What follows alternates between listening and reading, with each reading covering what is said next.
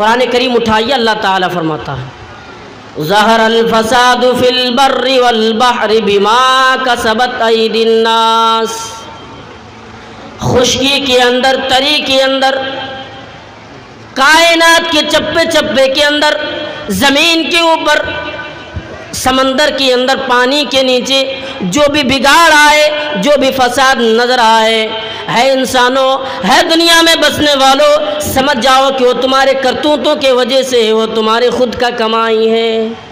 تو سماج کا بگاڑ ہمارے کرتوتوں کے وجہ سے، اور بستیوں کے اندر اور لوگوں کے اندر جو بگاڑے وہ بھی ہمارے کرتوتوں کی وجہ سے۔ قرآن کے اندر اللہ تعالیٰ فرماتا ہے وَمَا أَصَابَكَ مِن مُّصِيبَةٍ، ہے دنیا والو، تمہارے اندر جو بگاڑے، تمہارے اندر جو فساد ہے، وہ تمہارے کرتوتوں کے وجہ سے، وہ تمہارے خود کا کمائی ہے۔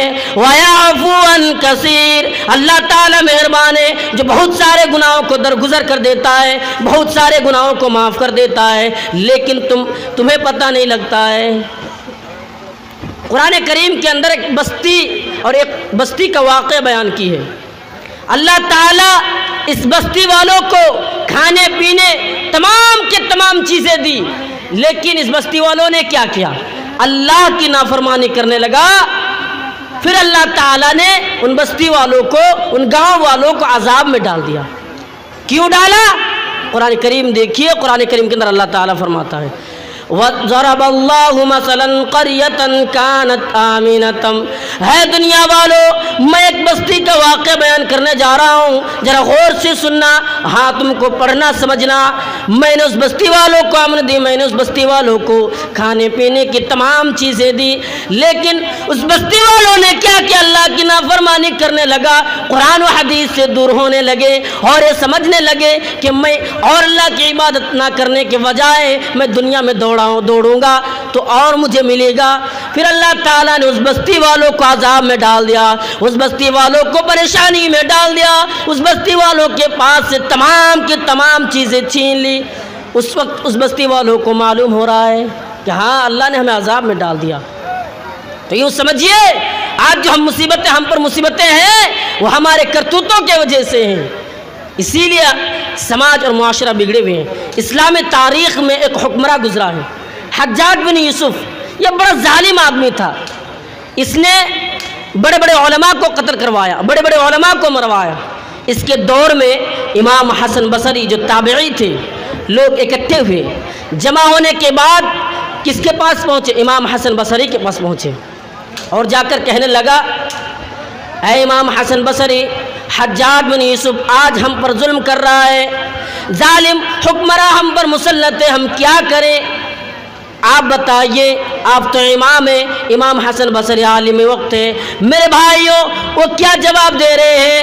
ہے دنیا والو، آج جو حجاج بن یوسف ظلم کر رہا ہے وہ تمہارے کرتوتوں کی وجہ سے، وہ تمہارے خود کا کمائی ہے۔ ہاں ما جاء الحجاج الا بذنوبنا، آج جو حجاج بن یوسف ظلم کر رہا ہے وہ تمہارے کرتوتوں کی وجہ سے، وہ تمہارے خود کا کمائی ہے۔ اس لیے تمہیں کیا کرنا ہے؟ قرآن و حدیث پر عمل کرنا ہے۔ تو معاشرے کا بگاڑ ہم سے اور آپ سے ہیں، تو چلیے ہم دیکھتے ہیں کہ معاشرے کو کیسے اصلاح کی جائے۔ یقیناً میں آپ کے سامنے 10 طریقے، 10 باتیں میں بیان کروں گا جس سے معاشرہ سدھارتا بھی ہے اور معاشرہ بگاڑتا بھی ہے۔ تو آئیے ایک ایک کر کے ہم غور کرتے ہیں۔ جب تک ہم بیٹھے نہیں رہیں گے ان چیزوں کو ہم دیکھ نہیں پائیں گے، سن نہیں پائیں گے۔ ہم بول رہے ہیں، اب دیکھ رہے ہیں، ان کو سننا ہے، اور ایک ایک چیزوں کو سننے کے بعد ان پر عمل کرنا ہوگا۔ تو معاشرہ کیوں بگڑ رہا ہے؟ معاشرے کو کیسے اصلاح کی جائے؟ کسی بھی سماج، یعنی دودھ ہوتا ہے نا، دودھ کا جو جوہر ہوتا ہے اس کی کریم ہوتی ہے، اس کا طاقت ہوتی ہے۔ ہاں اگر دودھ سے کریم نکل لیا جائے، دودھ تو کہلائے گا، لیکن اس کی ویلو کم ہو جائے گی، اس کا طاقت کم ہو جائے گی۔ سماج کا کریم کیا ہے؟ سماج کا طاقت کیا ہے؟ سماج کا طاقت نوجوان ہے۔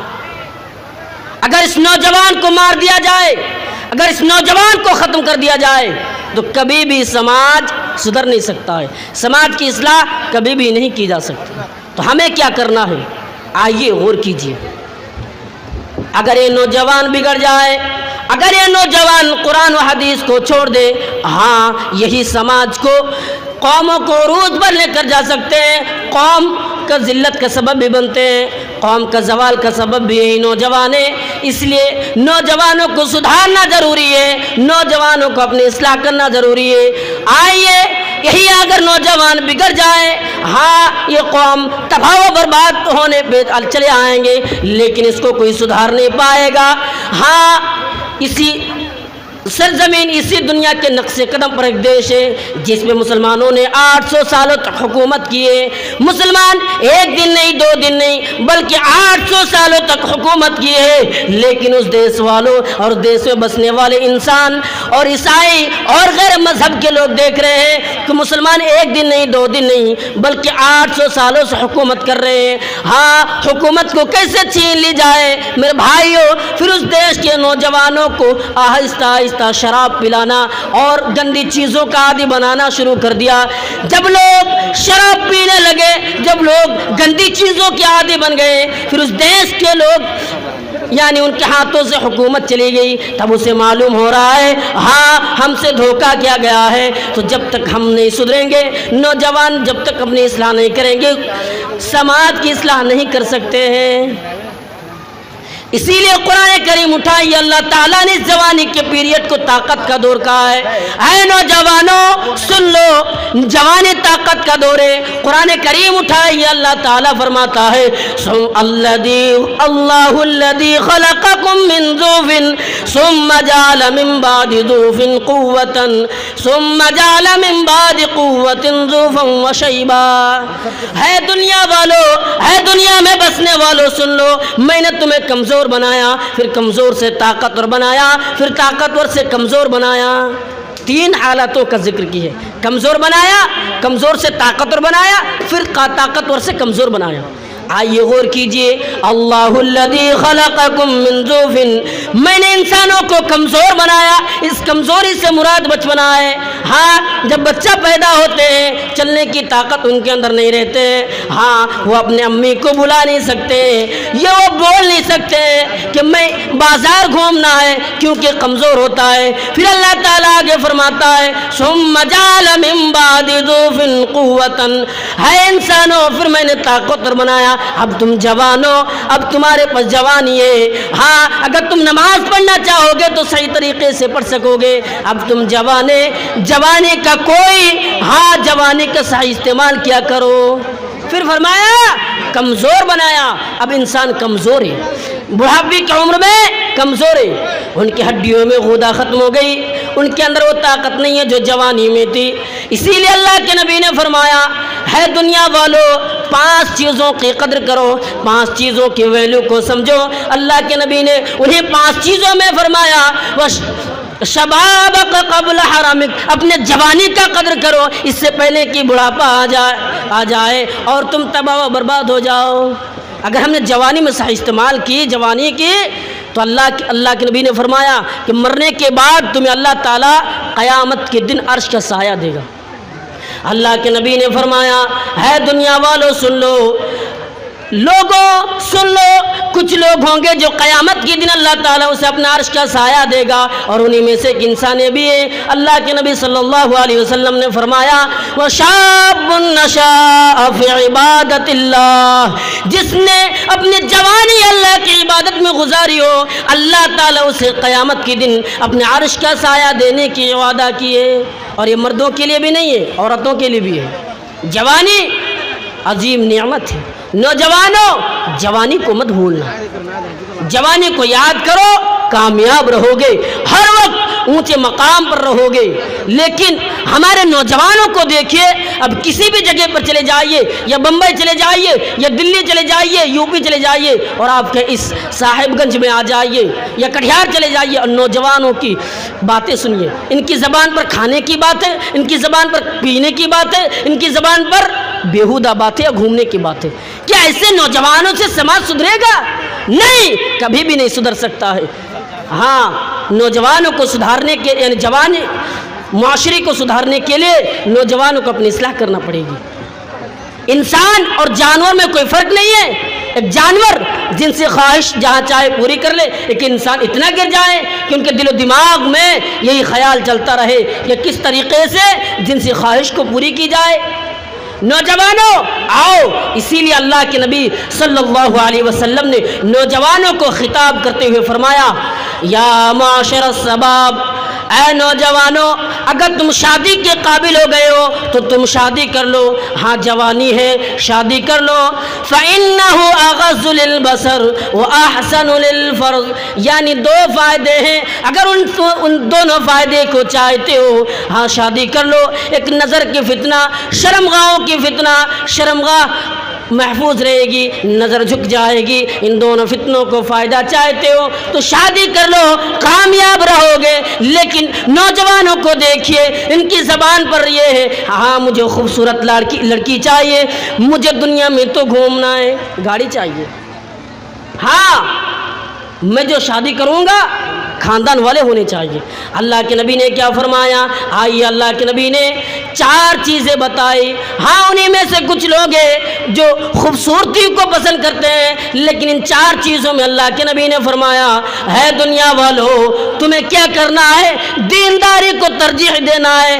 آؤ، اللہ کے نبی نے فرمایا، تنکح المرأة لأربع لمالها، دنیا میں کچھ لوگ ہیں جو مال کو پسند کرتے ہیں، ہاں سسر میں جو شادی کر رہا ہوں ان کے پاس پیسہ ہے یا نہیں ہے، ولی جمالہا، اور کچھ نوجوان ہیں جو خوبصورتی کو پسند کرتے ہیں، اور دنیا میں ایسے بھی لوگ ہیں ولی حسبہا، ہاں خاندان کو پسند کرتے ہیں۔ اللہ کے نبی نے فرمایا ولی دینہا، اور آخر میں دینداری کو ڈھونڈتے ہیں۔ اللہ کے نبی نے فرمایا فاظفر بذات الدین، ہے دنیا والو تم دینداری کو ترجیح دینا، اگر تم نے دینداری کو ترجیح نہیں دی تو اللہ کے نبی نے فرمایا تم تباہ ہو جاؤ، برباد ہو جاؤ۔ اگر تم نے دینداری کو پسند نہیں کی تو دینداری کو ترجیح دو۔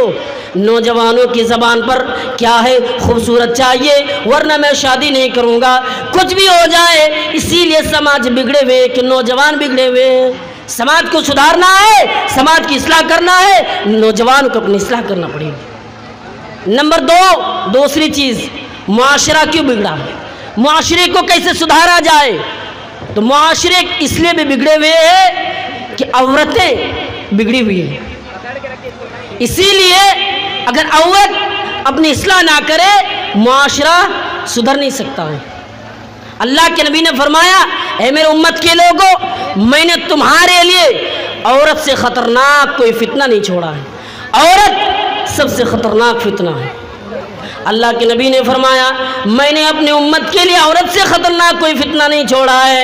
اللہ کے نبی نے فرمایا الدنیا حلوۃ خضرا، ہے دنیا کے لوگوں تم عورت سے بچو، فاتقوا الدنیا واتقوا النساء، تم عورت سے بچو اور دنیا سے بچو۔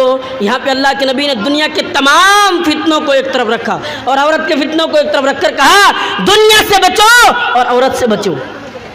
ہاں عورت کا فتنہ اتنا خطرناک ہے کہ بڑے بڑے متقی کا تقوی پاس ہو جائے، بڑے بڑے نمازی کا نماز کام نہ آئے، بڑے بڑے مومنوں کا عبادت گزار کا عبادت کوئی کام نہ آئے۔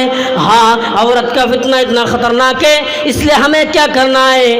ہاں عورتوں کو اپنی اصلاح کرنا پڑے گی، جب تک وہ اپنا اصلاح نہ کر رہے سماج سدھر نہیں سکتا ہے۔ لیکن یہ عورت اگر سدھر جائے، یہ عورت اگر ایمان والی بن جائے تو یہ آسیہ بھی بنتی ہے جو قرآن نے ایمان والوں کے لیے نمونہ کہا ہے۔ یہی عورت اگر ایمان والی بن جائے یہ مریم بھی بنتی ہے۔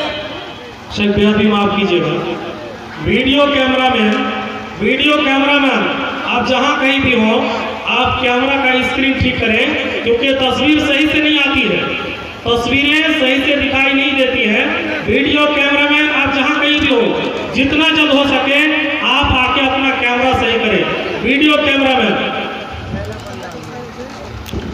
یہی عورت اگر ایمان والی بن جائے تو یہ مریم بھی بنتی ہے۔ یہی عورت اگر ایمان والی بن جائے یہ اللہ کے نبی کی پیاری بیٹی فاطمہ بھی بنتی ہے۔ یہی عورت اگر ایمان والی بن جائے تو یہ آسیہ یعنی اللہ کی بیوی عائشہ بھی بنتی ہے۔ قرآن نے ایمان والوں کے لیے نمونہ کہا، یا عورتوں کے لیے نہیں مردوں کے لیے بھی۔ وَضَرَبَ اللَّهُ مَثَلًا لِلَّذِينَ آمَنُوا امْرَأَتَ فِرْعَوْنَ، اللہ تعالیٰ نے فرعون کی بیوی کو ایمان والوں کے لیے نمونہ کیا. ہاں فرعون کے گھروں میں رہا کرتی تھی, ان کی بیوی تھی, لیکن وہ اللہ پر ایمان لائی. ایمان لانے کے بعد فرعون سے کہہ رہی ہے, اے فرعون تم جو سوچ رہے ہو یہ غلط ہے, میں اللہ پر ایمان لائی ہوں, میں دین کو نہیں چھوڑنے والی ہوں. یہ کون کہہ رہی ہے؟ یہ آسیہ کہہ رہی ہے. اب فرعون ان پر ظلم کر رہے ہیں. ہاں جب وہ ظلم کر رہے ہیں فرعون اللہ سے دعا کر رہی ہے. کون آسیہ؟ قالت رب بلی, یا اللہ میں نے صرف تیرے لیے فرعون کو چھوڑ دیا, دین کے لیے میں نے فرعون کو چھوڑ دی. یا اللہ مجھے مرنے کے بعد اپنے پاس مکان عطا فرمانا, مجھے مکان دینا. کس نے کہا؟ آسیہ نے.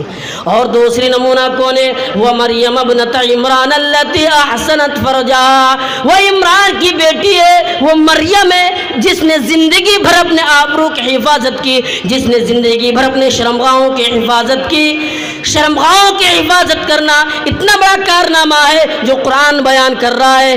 دیکھو مریم زندگی بھر اپنے آبرو کی حفاظت کیے, ایک دن نہیں, 2 دن نہیں, 1 مہینہ نہیں, 1 سال نہیں, زندگی بھر. عیسیٰ علیہ السلام پیدا ہونے کے بعد مریم کیا کہتی ہے؟ یا اللہ میں قوم والوں کو کیا منہ دکھاؤں گی. میں قوم والوں کے پاس جب پہنچوں تو قوم والے مجھے سوال کریں گے. اللہ نے کہا تم قوم والوں سے باتیں نہیں کرنا, اپنے بچوں کی طرف اشارہ کرنا. ہاں مریم گود میں بچے لیے ہوئے ہیں, قوم والوں کے پاس پہنچتے ہیں, قوم والوں اکٹھے ہو جاتے اور کہتے دیکھو مریم تو نے کیا کر ڈالا, تمہارا باپ تو صحیح ہے, تمہاری ماں بھی صحیح ہے, تمہارا بھائی بھی صحیح ہے, تو نے اتنا بڑا ظلم کیسے کر دیا. مریم کوئی جواب نہیں دی بلکہ اپنے بچوں کی طرف اشارہ کر دی. وہ کیا کہہ رہا ہے لوگو کیا کہہ رہے ہو, یہ مریم تم کیا بتا رہے ہو, یہ دودھ پیتے بچے بولیں گے. مریم کہہ رہی ہے, کوئی جواب نہیں دی. اللہ تعالیٰ نے اس دودھ پیتے بچے کی قوت گویائی دے دی, بولنے کی طاقت دے دی. وہ دودھ پیتے بچے بول پڑے, اے میرے قوم کے لوگوں تم میری ماں پر شک نہ کر, تم میری ماں پر ظلم نہ کر. اللہ نے مجھے رسول بنایا ہے, اللہ نے مجھے نبی بنایا ہے, اس لیے تم میری ماں پر شک نہ کر. دودھ پیتے بچے بتا رہے ہیں اگر ایمان والی بن جائے تو یہ مریم بھی بنتی ہے جسے اللہ تعالیٰ نے جنت دینے کا وعدہ کی ہے. ہاں اگر یہی عورت ایمان والی بن جائے تو یہ حاضرہ بھی بنتی ہے. حاضرہ کون ہے؟ حاضرہ ابراہیم علیہ السلام کی بیوی ہے. اس کو کیا کیا؟ جنگل میں ان کے بچے اسماعیل علیہ السلام اور حضرت حاضرہ علیہ السلام کو دونوں کو جنگل میں چھوڑ کر جا رہے ہیں. حضرت حاضرہ اپنے سرتاج اپنے شوہر سے سوال کر رہے ہیں, اے میرا سرتاج مجھے جنگل میں چھوڑ کر کہاں جا رہے ہیں؟ کوئی جواب نہیں دی. حضرت حاضرہ کہنے لگی کیا اللہ رب العالمین کا حکم ہے؟ حضرت ابراہیم علیہ السلام کہہ رہے ہیں ہاں یہ رب کا حکم ہے. اب حضرت حاضرہ کیا کہتی ہے؟ اذا لا یضیعنا اللہ ابدا, اللہ تعالی ہمیں رسوا نہیں کرے گا, اللہ تعالی ہمیں ذلیل نہیں کرے گا. اگر ایمان والی بن جائے تو یہ حاضرہ بھی بنتی ہے. اگر یہ عورت ایمان والی بن جائے تو یہ وہ عورت بنتی ہے جو فرعون کے گھروں میں نوکرانی تھی. دیکھیے سنیے نوکرانی تھی. امام احمد اپنے کتاب مسند احمد کے اندر ایک واقعہ نقل کرتے ہیں کہ اللہ کے نبی معراج میں جا رہے ہیں, یہ خوشبو آ رہی ہے. حضرت جبریل سے پوچھ رہے ہیں جبریل یہ خوشبو کہاں سے آ رہی ہے؟ حضرت جبریل کہہ رہا ہے یہ ایک عورت کی خوشبو ہے جو فرعون کے گھروں میں نوکرانی تھی, ان کی بیٹی کو کنگھی کیا کرتی تھی. کہا اس نے کون سا کارنامہ کیا تھا؟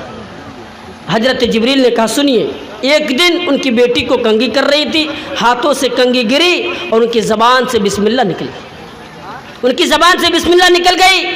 اب فرعون کی بیٹی کہہ رہی ہے تو نے کس کا نام لیا؟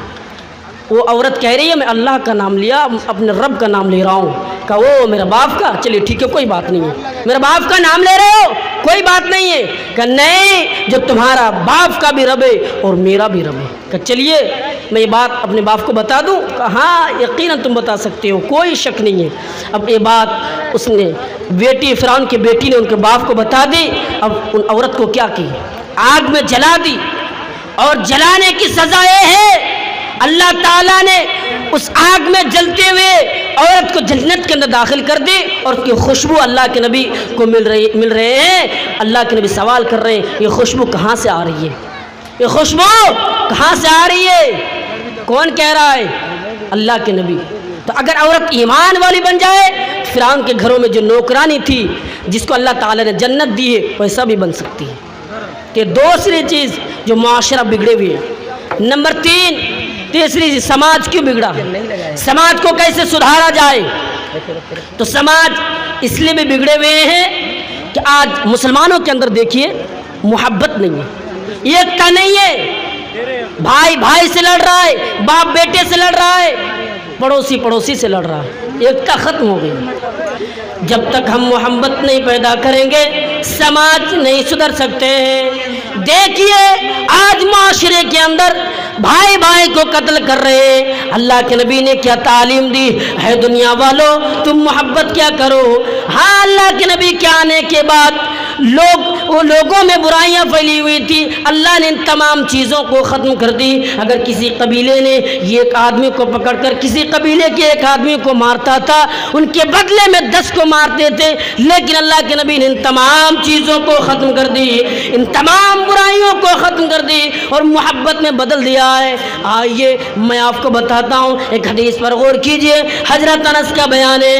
حضرت انس بیان کرتے ہیں اللہ کے نبی ایک مجمع میں بیٹھے ہیں اور مجمع میں بیٹھے ہیں ایک صحابی رسول کھڑے ہوتے ہیں اور کہتے ہیں اللہ کے رسول یہ جو آدمی جا رہا ہے میں اس سے محبت کرتا ہوں، میں اس سے پیار کرتا ہوں. اللہ کے نبی نے فرمایا کیا تم نے اسے کبھی بتایا؟ کیا تم نے اسے کبھی بولا؟ وہ آدمی کہہ رہا ہے نہیں نہیں میں نے کبھی نہیں بتایا. اللہ کے نبی نے فرمایا جاؤ ان کو بتا دو، اگر تم یہ بات ان کو بتا دو گے یہ محبت میں اور اضافہ ہو جائے گا، نقصان نہیں. یہ محبت دیکھیے. آئیے اور ایک حدیث پر غور کیجئے. اس حدیث کا راوی حضرت ابو ہریرہ رضی اللہ تعالیٰ عنہ ہے. ایک آدمی اپنے گاؤں کو چھوڑ کر اپنے بستی کو چھوڑ کر جا رہے ہیں. کہاں جا رہے ہیں؟ وہ بستی کو چھوڑ کر اپنے قبیلے کو چھوڑ کر دوسرے قبیلے روانہ ہو رہے ہیں. اور کیوں جا رہا ہے؟ اسی لیے جا رہے ہیں کہ اس قبیلے میں اس کا ایک بھائی ہے، وہ سگے بھائی نہیں ہے، وہ اپنا بھائی نہیں ہے، وہ مسلمان ہے، بس اسی لیے ان سے ملنے کے لیے جا رہے ہیں. اللہ نے ایک فرشتے کو اس کے بیچ راستے میں مقرر کر دی. جب وہ جانے لگے اب اس فرشتے تک پہنچے تو وہ سوال کر رہے ہیں. کیا سوال کر رہے؟ فرشتے سوال کر رہے ہیں کہاں جا رہے ہو؟ کہ میں اس گاؤں جا رہا ہوں، اس میں میرا ایک بھائی ہے، میں اس سے ملنے کے لیے جا رہا ہوں. کون کہہ رہا ہے؟ وہ آدمی کہہ رہا ہے. فرشتہ پھر سوال کیا تم کیوں جا رہے ہو؟ وہ کہنے لگا میں اللہ کی رضا کے لیے ان سے ملنے کے لیے جا رہا ہوں، میں ان سے محبت کرتا ہوں، میں ان سے پیار کرتا ہوں.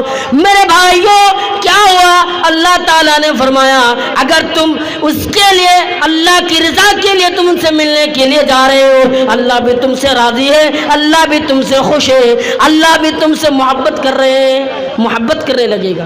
یہ دیکھیے محبت.